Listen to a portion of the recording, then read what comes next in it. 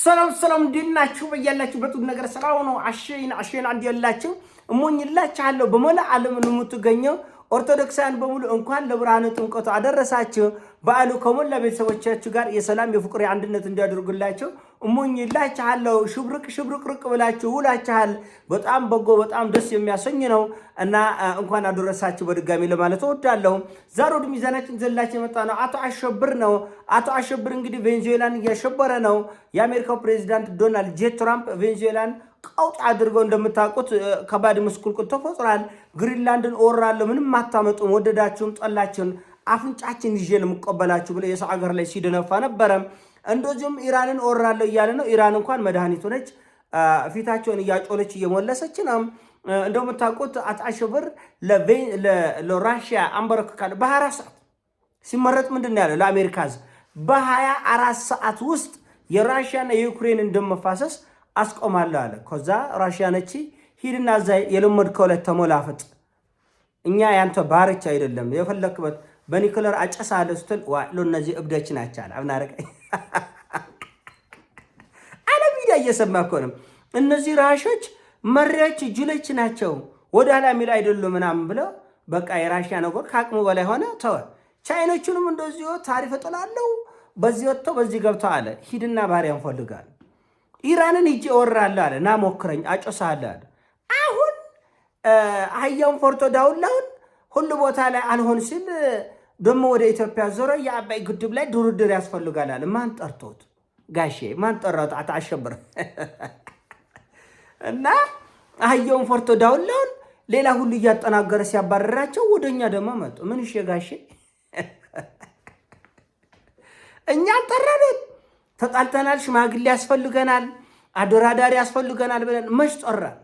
ጥልቅ እጃቸው የማይገባበት እንደ ዝንብ የማይገቡበት ይሉ ምን አይነቱ መንደርቴ የሆነ ፕሬዚዳንት። በእርግጥ ይመቸኛል፣ ትራምፕ ይመቸኛል። ለምን? ግልጽ ነው። ክፋታቸውን መሰሪነታቸውን በግልጽ ስለሚያወጣው ደስ ይለኛል። ይለይለት በቃ እውነቱን አውቀህ እንደ ወንድ የምትጋፈጥ ከሆነ ተጋፈጥ።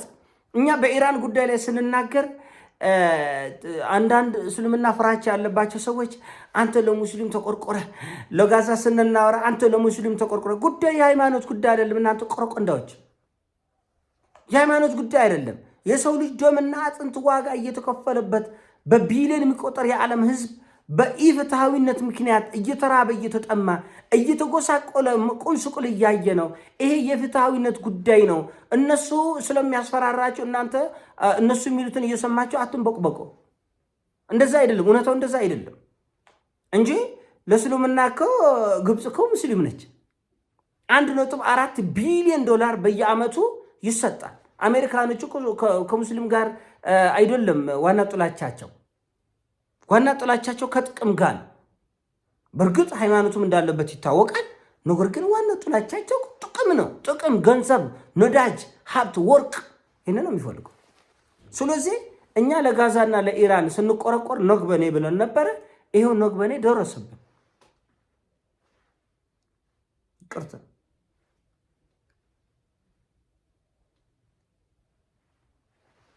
ደረሰብን። ቤታችን ድረስ መጣ። አልተናገረን፣ አልተነፈሰን። ትንፎሽ አላልንም። እኛ ማንም ላይ አልደረስንም። እኔ ማሸማገል አለብኝ አሉ። መች ጠራን? ኢትዮጵያ እንደ ሀገር ጠርታለች። ሱዳን እንደ ሀገር ጠርታለች። ግብፅ እንደ ሀገር ጠርታለች። አሸማግልን አልተስማማን ብለን እኮ አልጠራንም።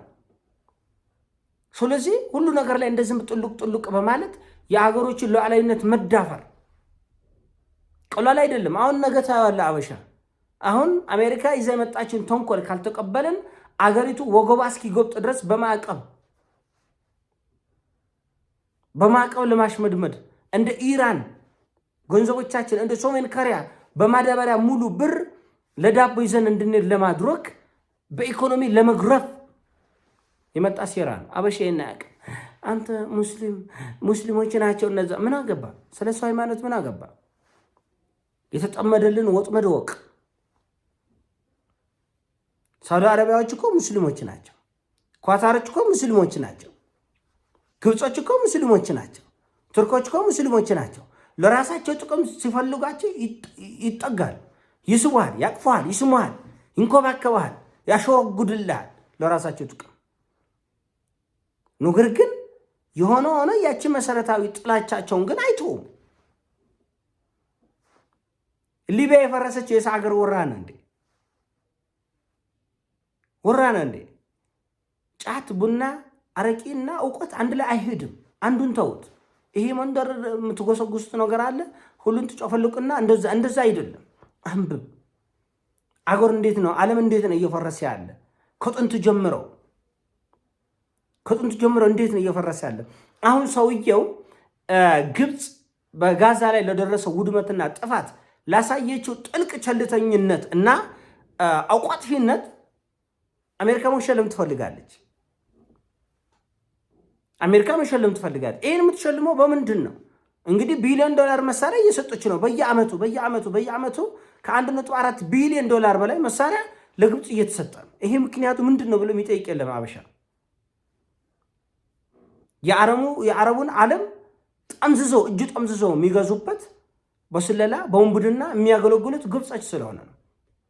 የሙስሊም ወንድማማቾች የሚባለው ፓርቲ በግብፅ ውስጥ ያለ ፓርቲ አሸባሪ ብላ የሰየመችው ለምንድን ነው? ራሱ የግብፅ መሪዎች ተላላኪ በመሆናቸው ምክንያት፣ አጎብዳጅ በመሆናቸው ምክንያት ትክክል አይደለም ብለው ያስባል የሙስሊም ወንድማማቾች። ስለዚህ አሸባሪ ብለን እንመዘግባለን። ስለዚህ እንደፍቃለን ነው፣ እንመታለን፣ አከርካሪውን እንመታለን ነው።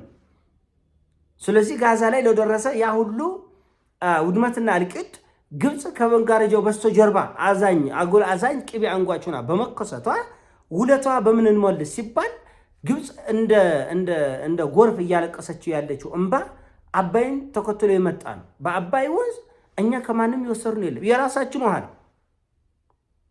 አሜሪካኖቹ ግድብ አላቸው፣ ግዙፍ ግድብ አላቸው። ቻይኖች ግዙፍ ግድብ አላቸው። ራሽያኖች፣ በመላ ዓለም ግዙፍ ግድቦች አሉ። ኃይል ያመነጫሉ፣ ተመልሰው ቦታቸውን መንገዳቸውን ተከትለው ይፈሳሉ። ምንም አዲስ ነገር የለም። ምንም አንዲት ማንኪያ ውሃ ኢትዮጵያ ከግብፅ ላይ እንዳልወሰደች ያውቃል ትራምፕ፣ አቶ አሸብር። ነገር ግን አህያውን ፈርቶ ዳውላውን ስለሆነ ራሽያ በጥፊ ስለምትማታ፣ ቻይና በጥፊ ስለምትማታ፣ ሰሜን ኮሪያ በጥፊ ስለምትማታ እና ጉልቤ ስለሆኑ ጉልቤነታቸውን የሚያሳይት በእኛ በአፍሪካ ላይና እንደ ቬንዙዌላ ማዕት ባንድ ያለበትን ባንዶቹ መናኸሪያ ነው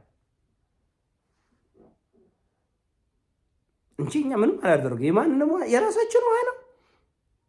$1 ቢሊዮን አውጥተን ተርበን ተጦምተን የገነባ ነው። $1 ቢሊዮን ነው ያወጣነው። ተርበን አንጀታችን ታጥፎ ተጎሳቅለን ሜዳ ወድቀን ተርበን ተጦምተን የገነባ ነው እና ትዶራደራላችሁ አሉ። በግድ ሳንጠራ ማለት ሳንጠራ በግድ